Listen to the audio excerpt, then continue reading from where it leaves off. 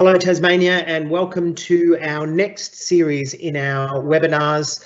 This one is about Minecraft Education Edition. I did originally call it the Teacher Starter Academy, but I thought, you know what, if we're just going to be here for sort of 45 minutes, that's probably a bit of a stretch to think it's going to be any sort of an academy. So I renamed it an Intro for Teachers because really that's all we're going to be able to do today.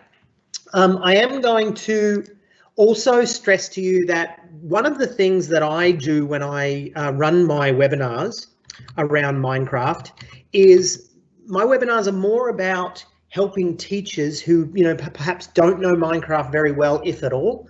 Sure, we've all heard of it, but you know what I mean by that. Rather than this be about for people that are really good at Minecraft, the actual gaming.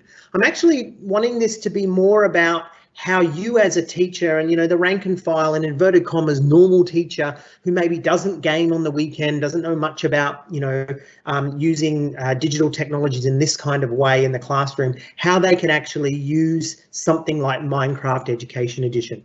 And I promise you, as someone who enjoys technology, but not necessarily gaming, that's the kind of thing that I'd want to hear. Now, I've got colleagues that I work with who are right inside the game. They're teachers as well, educators or former educators, and they go right inside the game. And so when they run their webinars, it's very much an in-game experience. But I like to take a different approach, and it's not that it's a better approach or even competitive. There's definitely room for both places.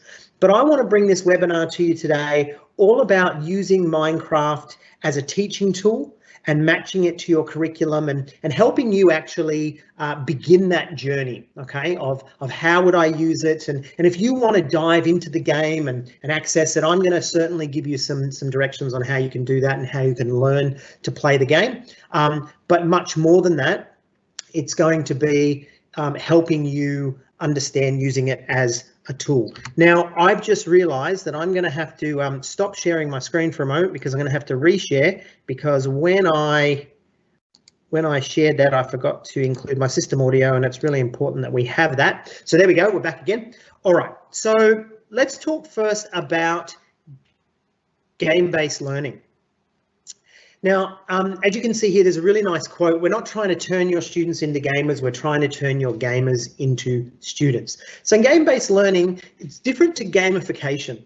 So gamification is when we take usually a monotonous or laborious task and we try to make it fun. So that's gamification. So you can probably think of something like Mathletics, or another one of these kind of tools where students aren't necessarily learning inside the game, but they're having skills reinforced and that kind of thing, right? And for adults, one thing that we talk about with gamification is things like frequent flyer miles, where we're earning points. We're doing the things that the company, for example, is trying to drive us to do, and there's incentives in there. So that's gamification. But game-based learning is actually where the learning happens inside the game, okay? So it's a pedagogical approach that we're actually bringing the children inside the game, and as they play, they will actually learn new things. All right, so keep that in mind. And Minecraft's really good for both. Now, what I'm going to do for you is I'm going to play for you a little bit of a YouTube clip that we've got here all about Minecraft, the Education Edition, and I hope that this is going to speak to you a little bit about the potential of Minecraft for educators. Minecraft is changing the way people learn already. It's already having a major effect. I've described it this weekend as an awakening. I was truly learning with and from my students. These teachers see the excitement with the students, the level of engagement. I think it makes them realize that this is what I got into teaching for. If the kids are so incredibly passionate about this game, there's obviously value in it to them. It's not that it helps kids learn different. They've been learning that way. They've been learning through gaming. It helps us see the way that they learn different. And I think that is the biggest game changer. Minecraft is the one tool I found where the collaboration is incredible. There is a lot of potential where we have students and teachers can come into the same space and interact together. Hey, wait, is this part right here, this part right here? When we give them the license and just give them the challenge, we want you to do project X, Y, or Z. Teach us what you know about biomes. Show us a sustainable build. Show us what you know about volume. They're very comfortable in that environment, and it's really powerful to watch that happen. I've never seen a more empowering tool for kids to use to create. The students have a lot of ownership. They have a lot of autonomy, a lot of agency in that space. You talk about the same experiences that computer programming gives, where you're allowed to fail and you're allowed to do things. Minecraft provides that same experience. My favorite line is build a house, and the magic happens when you do that. To walk into the world that a child has created and to see their excitement, to watch their eyes light up. It is something that you honestly have to experience at least once in your life. They are able to connect what they're doing, their actions, in this seemingly play game environment, but they begin to make connections to their learning. And when they're doing that, you're only bounded by your imagination. The sky is really the limit. It's so often, I guess, these times in education when we feel like we can't take a leap and do something that isn't planned, that isn't tested, that isn't something that fits into the confines of a textbook. But when you look at kids loving learning and learning that we didn't define, nothing speaks louder than that. My feeling is let's tap into the way kids learn, let's embrace that and let's bring that into the classroom. And when we can do that, we've really, made something happen.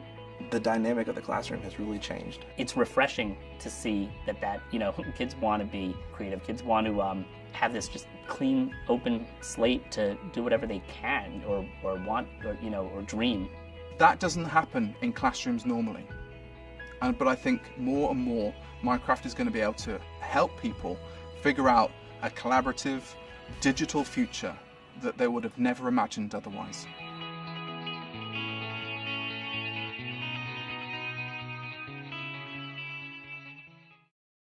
I want to talk to you about some of the areas that we think Minecraft can play a real part in your curriculum, but also in your execution of lessons. And they are looking at student engagement, collaboration, creative exploration, and also tangible learning outcomes. So let me jump into the first one, and that's student engagement. So you can see here it says, by using Minecraft as a platform for learning, educators can motivate and inspire every student to achieve more and ignite a passion for learning. Now, I'm really careful about when we talk about engagement, because we can engage students without a purpose. In other words, we can turn on the television and we can show them cartoons, which have absolutely no learning value, at least in terms of what we're actually trying to achieve in a classroom. And they may not, they may not move. They may be fixated, and we've totally got them in terms of engagement. But the cool thing about Minecraft is when we match that level of engagement that we can achieve to a curriculum outcome, it's really quite powerful. And when you think about Minecraft, every kid plays Minecraft, or at least almost every kid plays Minecraft. And even the kids that are older, right? So, people think, oh, Minecraft, the kids aren't into it when they're, sort of beyond year 9 or that kind of thing. But I tell you, there's a lot of the older kids that are actually secretly playing Minecraft. And I know this is true of adults as well. I remember going through an airport one day, had a Minecraft sticker on my computer, and the security guard, she stopped me and started talking to me about Minecraft and asking me if I was getting ready for this release and that release. And, she was definitely in her 20s or even in her 30s. So don't necessarily buy into the idea that, the fad has passed, because it is still the world's best-selling video game of all time, and students are all over it, whether they admit to it or not. So we can definitely hold their attention by bringing our learning into Minecraft. Now, the other thing is collaboration. Minecraft Education Edition is designed for students to play together. That's working in a team to solve a problem, or collaborating as an entire class to complete learning activities. Now, the thing about collaboration is I don't believe you can stand in front of a group of students and say, okay, I'm going to explicitly teach you collaboration today. You're going to do this and you're going to do that. That sounds silly. So the reality is we have to give them opportunities to collaborate. And that's where Minecraft is really strong. Yes, they can play alone. Yes, we can have single player worlds, but it's designed to play together, whether that's in pairs, whether that's in groups, or even as a whole class. So it's an opportunity for students to collaborate. And in one sense, they get to practice collaborating as they would in the real world. But trust me, they'll take this very seriously, and it'll be nothing even resembling practice. The other one is creative exploration. So there are no step-by-step instructions in Minecraft. Students must try, fail, and try again to achieve the result they want. This open canvas encourages independence and self-direction where students are able to express themselves. Oh, I'm just going to jump back in there. Oh, excuse me.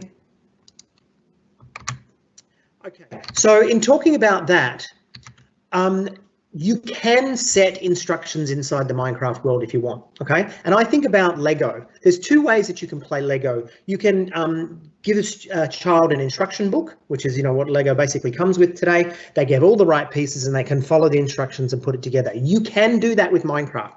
You can set pathways for students to follow. But the other thing about Minecraft is it can be just that open slather, that open canvas that we talked about there, where students have multiple ways of following your instructions, or even if there are no instructions, they have multiple ways of expressing themselves. So that creative exploration and that sort of inquiry-based approach is really quite key to what we can do in Minecraft. And then the last one is tangible learning outcomes. Learning by doing in Minecraft teaches students independence and perseverance, giving them great satisfaction and a sense of accomplishment when they can demonstrate their knowledge. Now, I have a trick question when I run face-to-face workshops with teachers. I say my question to them is, students are guaranteed to be learning in Minecraft, true or false? And some people actually tick true. And whilst, yes, maybe on some philosophical level, students are always learning, the reality is unless we tie it to the curriculum, unless we position Minecraft as an educational tool, students won't necessarily be learning. And this is where you as a teacher bring your skill. The students know how to play Minecraft. You as a teacher, you don't have to worry so much about how to play Minecraft. But what you need to know is the potential for Minecraft and how it could be used, but then also bringing your knowledge of the curriculum and matching that up so that it has an educational purpose. All right, so there is nothing to stop you teaching science, maths, history, geography, English, etc. There are so many different things that you can actually teach inside Minecraft if you can just have a little bit of a creative bent and the way that you could actually use it. All right, so those are those four areas that I think are really key to how Minecraft can be used in the school. Now, I told you a little bit at the beginning of this webinar that I come at this from an angle of, as a teacher, you don't need to know how to play Minecraft. Okay, you don't need to be proficient with Minecraft. I really like this video I'm about to show you because it's a really nice example of a teacher who didn't know how to play Minecraft and still isn't very good, and yet she's able to bring her students into a world and use it as a real educational tool. So let me show you this video now, and I hope you enjoy it.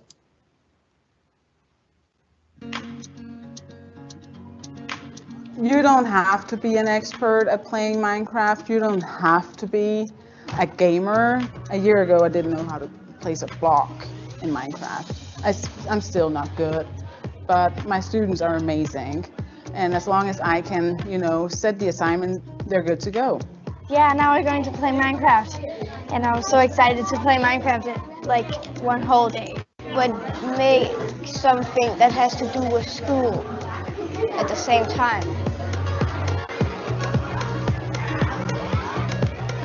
For years and years, I've heard my students talking about the game they've been playing. I was first introduced to Minecraft last year, and I got over the fact that, it doesn't matter that I'm not an expert at building, and I'm not a gamer. And once I learned that and I acknowledged that, I just got started. And, haven't looked back since. I mean, they love it. They love that they can teach me stuff for once. Yeah, I know a lot more than her. When she started, she wasn't that good at Minecraft, so she's already learned a lot. She has a lot to learn, like a lot. For educators, it's always super hard to let go of control. The fact is, though, that that's when our students thrive, and they love when we let go of control and when we meet them where they are. I really see there's a lot of communication, there's a lot of collaboration, there's a lot of critical thinking going on while they build in Minecraft? I think it's easier to like build it and understand it than like write it on a paper and understand it. When you want to get started with Minecraft in education, I would go to the Minecraft Education Edition website. There are a ton of resources, worlds, tutorials, mentors. You can ask for help. There are like lesson plans you can just grab and do in your classroom, and also joining the Minecraft community, where like a ton of teachers from all over the world can help you get started and tell you how to use Minecraft in the subject you teach.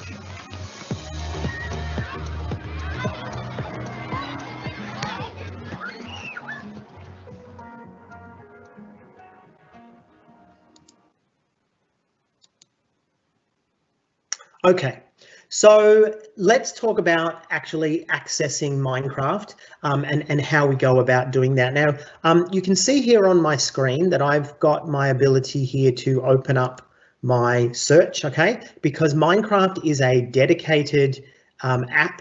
So we're not using the browser or anything like that. It's actually a dedicated app that lives on our machine, all right? And you can have Minecraft Education Edition playing on your Windows 10 device, on your Windows 8 device. You can also have it playing on your Mac, and you can have it playing on your iPad as well. And you can cross-platform as well, so you can have some kids on an iPad playing with kids on a Windows 10, playing with the kids on a Mac. But I'm going to look up the Minecraft app, and I am going to show you a little bit later how you would go about downloading that. But I just start typing and I look for Minecraft Education Edition, and then I'm going to open that up. Now, I'm really hoping that this is not going to go too slow for us, because I do know that Minecraft can put a real drag on your system, and trying to run a webinar as well as showing you Minecraft might be a little bit tricky, but we'll see how we go, and hopefully it's going to work okay. So I'm just going to maximize that. Now you're probably hearing that music coming through, so I'm not going to spend too long in the actual app, because after a little while that music might start to get to you. But nevertheless, you can see here that when I come into Minecraft Education Edition, the first thing I want to point out is you can see that it's actually, I signed in using my Office 365 email address. And what I might do is I might actually just stop sharing my screen for a moment and turn that sound off, because I think that's going to start annoying you very soon. So I'm just going to reshare without sound, and that way you guys aren't going to be annoyed by that Minecraft music. Okay, so as I said, I sign in using my Office 365 credentials. So whatever you use to sign into Office and whatever your students use to sign into Office, that's how you get in. Now you can see here I've got this little clothes hanger or coat hanger icon, and when I open that coat hanger, it opens up to my skins. Okay, so there's a whole heap of different skins that I can actually use within Minecraft Education Edition. Now, what the kids are probably going to tell you is that they can normally import skins from all different places and bring it into the inverted commas normal version of Minecraft. In the Education Edition, they can't do that. That's one of the differences, but we have a whole heap of skins that they can choose. So, for example, if I wanted to be some sort of Tang Dynasty Emperor, that's easy. I click on confirm, and now I am a Tang Dynasty Emperor. All right, and so that's how basically we sign in to Minecraft Education Edition. Really, really quite easy. And then what we can do is we can click on the play button, okay, and across there for you. Now, when I hit that play button, it brings me into the game here, and you can see that I've got a few different icons happening here. Now, again, I'm going to give you resources to go back and get your head all around this. This is just a bird's eye view of Minecraft, looking at some of the potential. So stay with me. Now, viewing my worlds, if I click on that, any worlds that I have already built or that I have been a part of and that I've saved onto my local machine will sit here. This is where I created new world. You can see that I've only got one world that I've actually been in. Okay. The other thing over here is viewing the library. So inside we can find the lessons, the worlds, there's the monthly Minecraft build challenges, and there's also some instructions on how to play Minecraft. And trust me, your students won't need that, but you may want to explore that. I've also got the ability to create a new world, right? So here it is, here creating new world. Now there's two ways I can go when I create a new world. I can create a brand new world, or I can look at the existing templates, right? And you can see here there's two standard templates, blocks of grass, which is just an empty world, and you've got another one here called the Minecraft tutorial. We'll come back to that a little bit later because that's where you're going to go to learn. But when we click over here on view more templates, we'll just let that open. There's a whole heap of online templates that you can actually download that are all about different things that you can do in Minecraft. So there's a whole heap in here and we can actually search through those as well. And that's hopefully going to be a little bit more relevant to you as we move on. Now, the other thing that I said when we create is we can create a new world.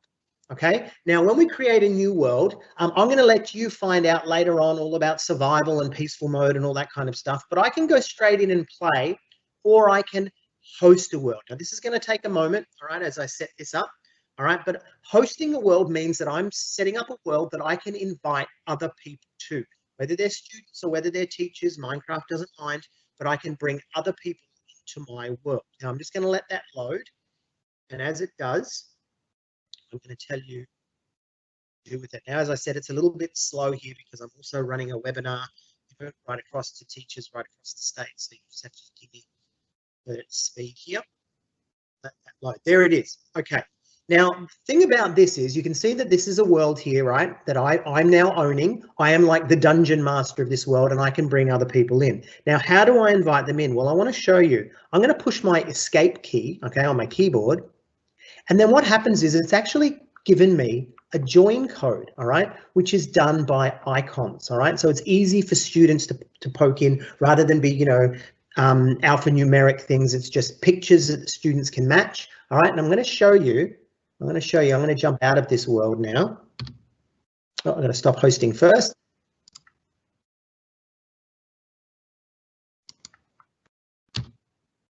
And I'm going to save and exit. So I want you to imagine that I've set up my world and I'm ready to invite other students. So I've got that code and I need to publish that code to the students somewhere. So I might let them know what that code is. And then when they come into Minecraft, they can click here on join world and then they can grab those icons and just drop and drag them up, right? It's trying to be very, very simple, especially in that sort of lower primary environment. And they can match that and then that will bring them into the world. And we can have 30 people in the world at one time. All right, so that's how we join a world. Now, the other thing we can do is we can import worlds. Now, where Minecraft Education Edition is different to the Minecraft students may know outside of school is that worlds are individual files, okay? So I can copy those files and stick them on a thumb drive or put them in OneDrive or whatever it is that I want to do, and I can share that out and students can import that, right? So when they click on the import button, you can see here they can just find that file and start the work, right? So there's all different ways that you can join and import. Now the other thing is Minecraft. Okay, so this is what I was talking to you about. The way we find that, again, I'll bring you back in, is when we click here on create new, and then we click on new or templates, doesn't matter. Oh, excuse me, I got that wrong. I do need to click templates. And then we come into Minecraft tutorial. So what Minecraft tutorial is it is a world, whether I want to play or host, I'm going to create a brand new one. Okay, so this is going to kick over. It's going to ask me my settings. I'm not going to host it. I'm just going to play it. And this is really for you to go in and learn how to play Minecraft. This is not going to be relevant to your students at all because trust me, they're all going to know, or at least most of them will. But you can see that when I come into the Minecraft world, I can walk around, all right? But you can see here I've got what are called NPCs or non-playing characters, and above there it says right-click me. So whenever your students meet a non-playing character, they can right-click, okay, and then they'll get some text. All right, so the non-playing character is actually speaking to them. We also have Immersive Reader, which is built in, but I'm going to come back to that a little bit later. And you can see there's also these slates as well. So what happens when you come into this world, and I really want to stress that this is a great thing for you to do, even if you're not a gamer, all right? Find the Minecraft tutorial world, which is what we just looked at how to do then, but I'll show you again. And then you can come in, listen to the non-playing characters, read the boards, and it will take you on a journey through how to play Minecraft. Again, that's not for your students, that's for you, okay? Now, how did I find that?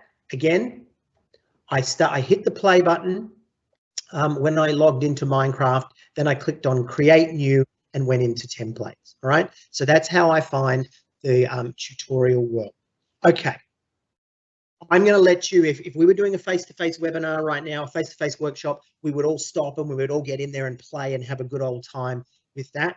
But obviously, we're not able to do that, right? So what I suggest is after this webinar, download Minecraft, sign in and jump into the tutorial world. Next thing I want to talk to you about is what's called classroom mode. So if you're like me and you think, okay, this is a great tool and there's some great things that I can do with this tool, but I really don't have time to learn how to play Minecraft. What we've done at Microsoft is we've said, yep, that's probably going to be a large percentage of teachers, if not even the most. So let's make it easier for them to facilitate the class inside Minecraft without needing to know how to play.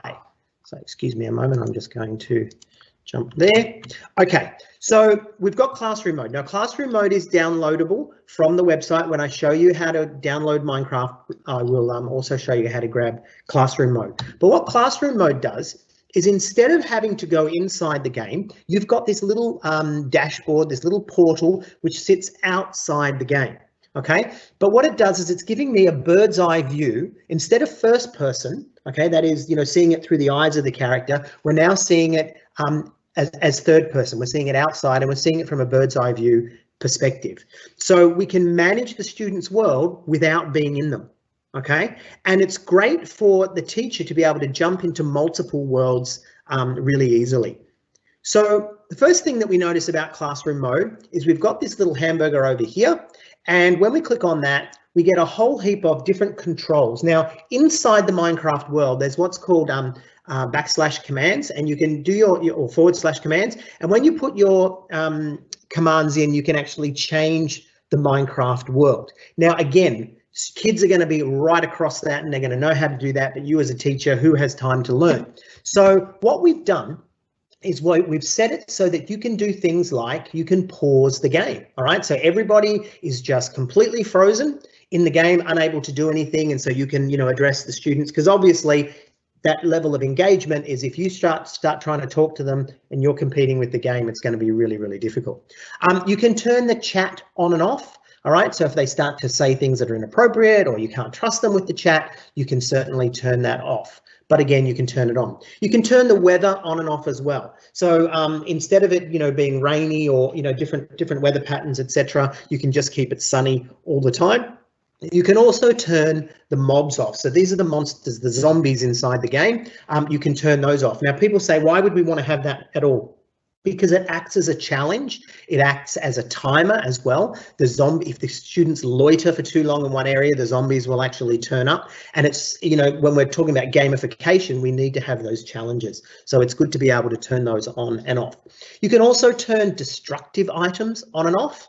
Okay, I don't need to explain why you'd want to do that. We've also got health. Okay, do they get tired? Do they need to eat and, you know, and find food, etc.? Sometimes that can be a distraction, but again, sometimes it's a challenge, and you want to put that inside the game. Do we want them to be able to build and to mine? Okay, do we want them to be able to do that? Some environments we build 100%, we do. Others we don't want them to be distracted. And do we want them to be able to kill each other? Okay, now remember, it's just a game. They don't really kill each other, but obviously there's going to be times where we do. Maybe we're teaching the Hunger Games as a Year 7 text, or maybe we're looking at French Renaissance villages, and, you know, death was, you know, a part of life. But sometimes we don't want that to be a distraction and we want to turn it off. So you can control the Minecraft world from outside the game. Second thing that we've got is the player roster. So you can see here, if I've got one student in the game right now, but if I had numerous students, they would all appear. Now what happens is if I click on that student's name, it will take me to where they are. So this is not the whole Minecraft world. This is just a portion of the Minecraft world that we're looking at from a bird's eye view, and it will take me to where that student is. Okay, so I can always find them. Now what happens as well is if that student is lost, I can click on their name.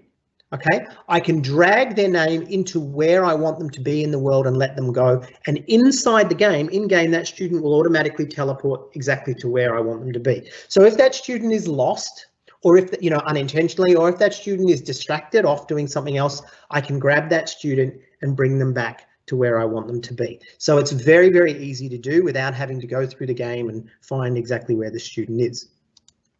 The other thing that we can do is we can monitor the chat, and we can chat directly with the students as well. Okay, so we can see what they're saying and we can chat with them. So that's classroom mode, and I'm going to show you how to download that a little bit later. I think it's best not to tell the students that this even exists and that we as teachers are just using this tool, but there you go, easy for you to use and easy for you to control the Minecraft world. Next thing I want to talk to you about is code builder. Now have a look at this little graphic here as it loads. You can see here that we've got this little guy called the agent, okay, could be a little girl, and this agent is able to be coded using MakeCode, Tinker, and Scratch. Now, if you're choosing MakeCode as your coding language, and if you're choosing Tinker as your coding language, then Code Builder exists inside the game. And you can see there that what it does, it has a split screen. Okay, and so you can be coding on one side and executing that coding or watching its impact in the Minecraft world. So it's a full coding language, okay, but you can also take that into JavaScript as well. So full JavaScript can be used to code as well. So whether it's block coding or whether you're going to be typing that straight in, you can do that. So what it means is students can actually execute their script, and if it doesn't work, they can come back to their script and fix it up and then, you know, see how it works again. And so anything that they build around in the code, when they execute it, that little agent in there will actually go off. So you can see here, someone's actually coded for the agent to plant crops. And as they're doing that, there he goes, right? So again, I'm going to steer you to some good stuff on where you can find, I'm going to steer you to where you can find some good stuff around coding. Now, I'm going to do that right now. So when you are inside the Minecraft world, you can go to the Code Builder tutorial. So it's another one of those templates that we talked about before. So you can go straight into the Code Builder tutorial, and that will teach you how to code. In a moment, though, I'm also going to show you in the Minecraft Education website where you can get some really good resources around coding as well. So again, if we were face to face, if we were together, now would be a time where we'd all stop and have a bit of a play. So if you want to please enjoy this after the webinar, please go in, open up Minecraft, jump into the Code Builder tutorial, and I'm sure you'll have a really, really interesting time.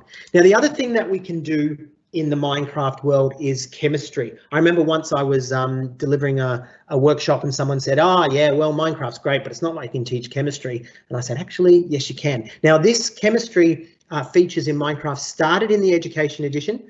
People in the normal Minecraft platforms heard about it and started to build demand, and now it actually exists in the inverted commas normal Minecraft world. But so your students may know about it, and they may know how to use it already. But let me show you what you can do. Now, the first thing that we can do is we can actually set our elements in the element constructor by the number of protons, electrons, and neutrons. Okay, so we can find those things and it will demonstrate to us the protons, electrons, and neutrons, or we can actually create them using the correct number of protons, electrons, and neutrons. So if elements exist in the periodic table, then these elements now exist in the Minecraft world. And so when a student creates these, they can take them and use them in the Minecraft world. The second one we've got there is what's called the compound creator. So as you can see, you can take those elements and you can combine them into compounds, all right? And then those compounds can be taken out into the Minecraft world and they can be used as well. Now, another thing that we have is we have what's called a reducer table. And what the reducer table does is if I take something from the Minecraft world and put it on the reducer table, I can break it down to its compounds and even break it down to its elements.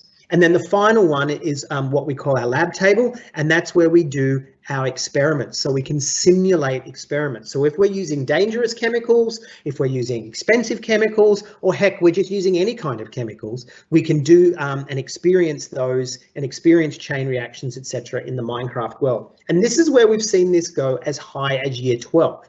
Not for a moment are we saying you're going to teach an entire, year 12 unit or year 11 and 12 unit in Minecraft for chemistry, but there might be times where you want to simulate experiments, so you want to look at chain reactions and those kinds of things, and so it can be used right up into those higher grades. We're going to make these slides available to you, and we'll let you know how to find those later, but there's some really good information there on chemistry. Now, again, it's not just enough to take my word for it. I want you to experience it. So after you get off this webinar, you can jump into the template of the chemistry tutorial, and it will take you through the basics, all right, of how to use this. Now, these tutorials, remember, they are really good for the students as well, not for you, because it's going to teach them how to use them, right? And these features aren't necessarily in the normal Minecraft world. At least Code Builder isn't, okay? So the Code Builder experience, the students will not know unless they've been in the Education Edition before. Now, another one which was really exciting a few years ago was our aquatic environments that were brought into Minecraft. So we brought in aquatic biomes, but also animals and sea creatures, etc., that weren't in the normal version of Minecraft before. Again, huge hit. The rest of Minecraft heard what we're doing in Education Edition, and now it exists outside in the other versions of Minecraft as well. But it started here in the Education Edition. You can see there's turtles and dolphins and whales and all kinds of things. Now, again, one more time, if we were face to face, I'd say, okay, guys, let's crack this open and play together. But we can't. So again, I invite you to go in to Voyage Aquatic and experience that for yourself. All right, now another thing we've done, as I said before, we've actually built Immersive Reader into the Minecraft Education Edition, because the thing is, Minecraft Education Edition, or even Minecraft, is text-based, and there's no speaking, right? There's no sound, at least in terms of spoken words. So what we've done is we've built Immersive Reader. Now, we did another workshop a couple of days ago, another webinar, so please go back and access the stuff that we've got on Immersive Reader, or if you're watching the recording, you can access the recordings at the same YouTube site. But what we've done is we've put Immersive Reader in, and so it's a little bit hard for you guys to hear, apologies, but you can actually have those things read to you. So when they click on the non-playing character, they click on the Immersive Reader button, and then what happens is that is actually read to them in a nice sounding natural Aussie accent, okay, and they can hear that. They can make lots of changes, highlight the parts of speech, slow it down, speed it up, etc. And they can also click on some of the words and see the Minecraft characters and the Minecraft icons. So that's Immersive Reader inside Minecraft Education Edition. All right. Next thing I want to do is I want to take you and show you the Minecraft Education Edition website, and that is at education.minecraft.net. Again, education.minecraft.net. So I'm just going to jump out now into my web browser, and you can see here I am at education.minecraft.net. Now, there's some really important things to know about this. I don't believe that you need to go and buy a book on Minecraft. Everything that you need to deliver this is accessible at this website or via this website. Now, the first thing I want to draw your attention to is the Get Started button here. All right, so when I click on the Get Started button, you can see here, right up here is the download button. All right, so I can click that and that will download the Minecraft client onto my machine. I just install, etc. Okay, and then remembering I sign in using my usual TASDOE email address and password, and same for the kids. The other thing too is over here in the download section, when you click on that, you can also find the Code Builder app and also the Classroom Mode app as well. All right, so that's really, really important. The other thing here is how it works. This is where you get to explore, you know, what Minecraft is, why Minecraft, what it looks like in the classroom, some of the research behind it, etc. Really good if you're needing to convince someone, or even if you're wanting to convince yourself. That's a really good place to start. Over here on class resources, I'm going to come back to some of these things, but the first thing I want to share with you is the lessons. All right, so I'm going to click on lessons here. Now you can see that what we've done is we've actually combined the lessons into major categories. All right, so language arts, which is, excuse me, we call it literacy, science, maths, history, etc. All right, now when I scroll down here, you can see there are some featured lessons, and you can also sign up for our email. All right, but I'm going to come back here to search all lessons, because that's going to open up my my filter. Okay, and when I want to look for certain lessons, this is where I would find them. Now you can see here, we've got things, theatre, government, languages, maths, etc. And I can look up something now. In this case, I'm going to look up the Tang Dynasty, because I know there's a really good series of lessons in there. And you can see here, someone's actually built the Chinese Tang Dynasty capital in Minecraft, and there's a series of lessons here around that tool. And you can see here it's for government history. It's also for 11 to 13-year-olds. Actually, it's a little bit older than that. So when I click on that, just give that a moment to load. And you can see here it's actually for 11 to 18-year-olds, and these are the different areas that you could actually use it in. And someone has actually built a lesson for you, okay? You've got your objectives, your guiding ideas, your activities, etc. It's really quite detailed. Different lessons are going to be more and less detailed. And what they've done as well is this person has actually got external references for you. They've got the world files. So that's, you would actually download the world that they've built, the Tang Dynasty world. You've got blog posts and YouTube videos and all kinds of things. So it really depends on which lessons you download as to how detailed they are. But this is basically the format. You've got objectives, guiding ideas, and the student activities, and then you've got your external links and things as well. All right, so I've shown you that because that's a really, really good one. But if I come back here, I want to show you another one. There's another one that I'm always really impressed with, and that's the fantastic. Oh, gotta learn how to spell. Fantastic Mr. Fox.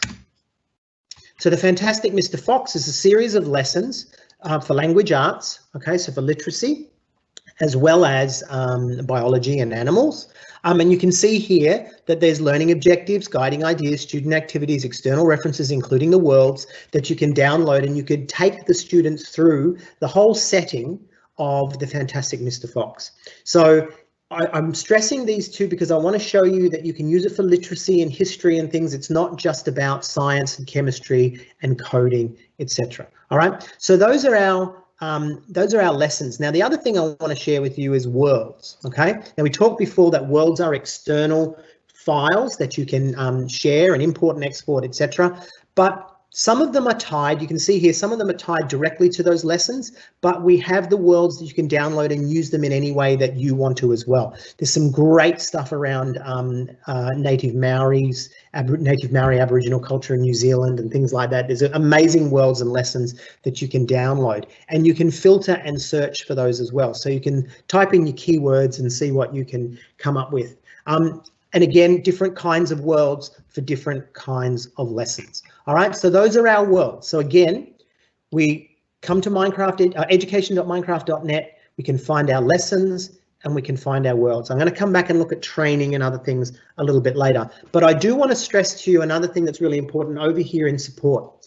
The Help Center is brilliant. Remember, this is a paid service, so the TASDOE has actually bought this for you. So when you access this, you're not left to your own. Okay, so you can actually go in and you can lodge tickets if things aren't working. There's also some really good documentation in there on how to set this up yourself. And then the last thing over here is my classroom. You can see here that you can actually sign into the website, and so you can start to keep your favorite lessons and favorite worlds and all your notes and all that kind of stuff on here as well. All right. Very, very good. Now, the next thing I want to share with you is Get Trained. So back here in the class resources, when you click on Get Trained, we'll let that load. I'm just going to skip ahead here. All right, so when we come into Get Trained, you can see here all your educator resources are here. All right, so again, learning how to play and finding lessons and worlds and all that kind of stuff. But I want to show you the trainings here. Now, one in particular, My Minecraft Journey. My Minecraft Journey is an 8 to 10 hour course that you can do, which will take you through understanding Minecraft in-game and out of game as well. All right, so using it as a teacher, but also playing Minecraft. I promise you, if you do that course, you're going to be an absolute gun. You're going to be light years ahead of me, and you can run this webinar for your friends and teachers, etc. You have the ability also to filter, just like we could before. So if you're looking for something in particular, like if you're looking for coding or you're looking for maybe stuff around maths, etc., there's trainings that you can access there. But you can also see there's a whole heap of little learn to play videos and learn to play lessons as well in there. All right. So again, where do we find the training? We come up here to class resources and then we click on get trained. I can't stress how good this stuff is. I promise you, I'm not leaving you to your own devices. You get in there and learn from this and you're going to be a gun in no time. All right, so that's our training point. Now, the next thing I want to share with you is a web address. Down the bottom here, you can see it's aka.ms Minecraft at home. So this is all your learning at home with Minecraft. So whether you're doing, you know, you're back at school, whether it's remote, whether it's a combination, whether it's sort of the blended hybrid of both, there's some really good resources in there for you to actually use to reach your students no matter where they are. So again, aka.ms/Minecraft at home. The other thing I want to draw your attention to here, the web address there is aka.ms/SamMe. Okay, and what Sam has done is he's actually given you all the information you need to know to set up remote learning with students at home, because there's some technical things that you need to work through so that they can collaborate together. If you don't want to go there and check that out, that's fine. Students can't collaborate from outside of school. Now, I want to stop and really stress that the thing about Minecraft Education Edition, it's made to work collaboratively and it's made to be used at school. But if you want to break it open so that the kids can collaborate from different points around the globe, then please visit that website there. Now, another thing I want to draw your attention to is the Minecraft mentors. Okay, so you can see here, global Minecraft mentors are educators. So I want to stress they're teachers, okay, who have committed to teaching others how to play and teach with Minecraft. The cohort is made up of over 300 educators from 70 countries. So how do we find that? Really easy. When we come up here to community, this will tell us all about why connect, but connecting with others here, after you've signed in, you can access other educators that are further down the road than you. Okay, so you can see here there's people in Australia, there's people in South Africa, there's people in China, there's people in the US, and you can actually go in and find them according to what they are skilled at. There's Katja, who was in that video that we looked at earlier, right? So for example, if I wanted to find some Australians, I just come down here, click on Australia. Okay, we'll let that load. And then that's going to bring all my Aussie teachers, all right? So if I'm looking specifically for Australians, but I might be interested in, you know, someone whose specialty might be maths, for example, so I can find them and they might be based in, you know, Lithuania, who knows, all right? But you don't need to do this alone. These guys are Minecraft mentors. They have made themselves available to you. That's why they've put themselves on the website there, all right? So again, how did I find them? After I've signed in, after I've joined, I come into community and then down here to connect with others. And you'll see there's also a forum and there's a blog and other things in there as well. Now, another really cool thing that we've done, look at this. We've got education.minecraft.net/Australia. So I'm going to take you in and show you that. So it's education.minecraft.net. I'm going to highlight that. Australia. So this is Australia's landing page for Minecraft Education Edition, because we have a series of resources specifically for Aussie teachers. Okay, so when you come to this page, you can see here we've actually built training resources to the Australian curriculum. You can download them. There's also other resources that you can download, and there's things like the Minecraft challenges, etc., and also about finding a mentor in Australia. If you missed Mini Melbourne, it was a Department of Education in Victoria actually went and built you know, the CBD in Melbourne, so you can go in there and explore that as well. All right, so that's another thing. Again, education.minecraft.net/. Okay, we're actually coming to the end of our little time together. So if you want to get the recording of today's webinar or any other of our TAS DOE webinars, please go over to aka.ms/TroyYT, okay, and then that will take you to my YouTube page where I have saved all these recordings for you. The other thing is, if you want to subscribe to the MEC newsletter, please go to aka.ms/.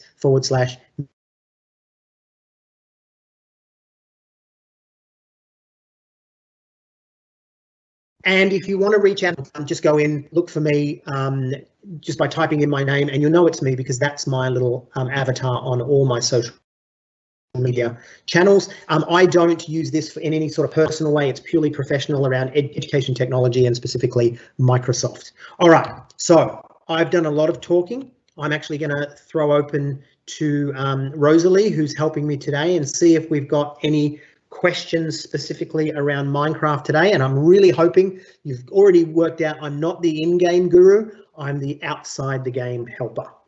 Go for it, Rosalie. Any questions? Yeah, so the most frequent question we've gotten so far is that quite a few teachers have been having issues with their students accessing Minecraft remotely, so off-site. They've been wondering how they can have their students access that. In particular, they've been saying that students cannot access Minecraft from home. They can download it, but they can't actually join the teacher's world. Okay, sure. And so that's what we were looking at before. Let me throw that link back up here. So there's some really good resources here, aka.ms/Minecraft at home, but being able to play remotely, that is that we're on different locations on different networks. The information is there, aka.ms/SAME. It's really not too difficult, but you may want to reach out to your school techie to help you set this up. Any other questions, Rosalie? Well, there was that one earlier with about the difference with standard Minecraft and Minecraft Education Edition about coding. Essentially, what is the killer app for them that coding can do that Redstone cannot? Okay, so the question is, most of the students are Minecraft experts making complex machines using Redstone, obviously in this school, okay? So this is from Bob. And he says, what is in it for them to learn Minecraft coding when they can already make more complex and useful machines using Redstone? What's the killer app for them that coding can do that Redstone cannot? All right, I think it's basically a mistake to try to position Redstone against coding. The overlap is that both coding and the use of Redstone to build circuits, etc., inside Minecraft is going to tap heavily into things like design thinking and problem solving, etc. But what's going to happen, and I hope I answered that when I showed you that that little clip before, but Redstone is about building circuits and building processes inside the game, okay? Whereas coding is actually learning a computer-based coding language, okay? It's a computer-based language, and you are actually doing a whole lot more than you can do with Redstone. So Redstone is about building kinds of circuits and processes. Whilst you can build circuits and processes with coding, it's about actually using the computer language, whether that's Scratch, Tinker, MakeCode, or JavaScript, to execute that. And you can actually code your agent to be building things with Redstone as well. So yes, there's some slight overlap in those design thinking sort of stages, but they really are two very different things with two very different applications.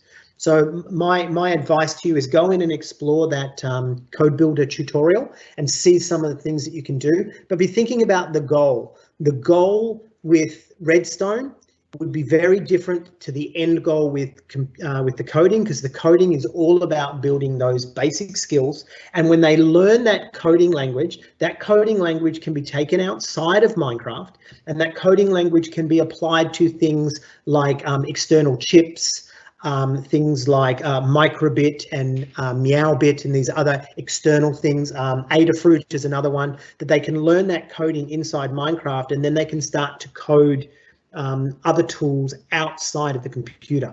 So go and explore that for sure. Just any other questions, Rosalie?